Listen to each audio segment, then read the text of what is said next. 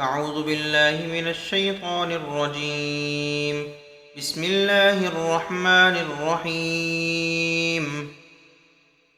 يا أيها الناس اتقوا ربكم الذي خلقكم من نفس واحدة وخلق منها زوجها وبث منهما رجالا كثيرا ونساء، واتقوا الله الذي تساءلون به والأرحام، إن الله كان عليكم رقيبا. وآتوا اليتامى أموالهم ولا تتبدلوا الخبيث بالطيب ولا تأكلوا أموالهم إلى أموالكم، إنه كان حوبا كبيرا.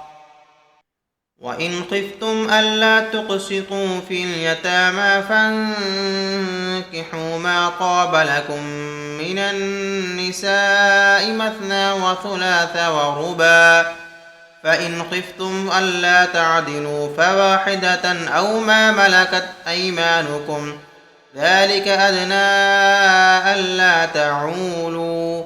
وآتوا النساء صدقاتهن نحلة، فإن طبن لكم عن شيء منه نفسا فكلوه هنيئا مريئا. ولا تؤتوا السفهاء أموالكم التي جعل الله لكم قياما وارزقوهم فيها واكسوهم وقولوا لهم قولا معروفا.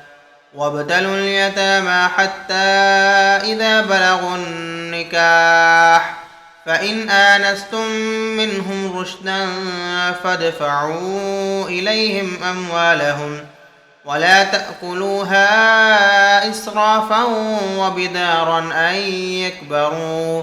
ومن كان غنيا فليستعفف، ومن كان فقيرا فليأكل بالمعروف. فإذا دفعتم إليهم أموالهم فأشهدوا عليهم، وكفى بالله حسيبا. للرجال نصيب مما ترك الوالدان والأقربون، وللنساء نصيب مما ترك الوالدان والأقربون مما قل منه أو كثر، نصيبا مفروضا۔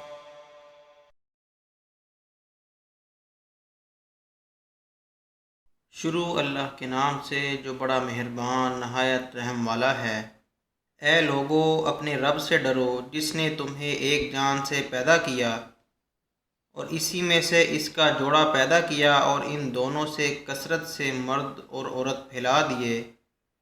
और अल्लाह से डरो जिसके नाम पर एक दूसरे से मांगते हो, और रिश्तों को तोड़ने से बचो।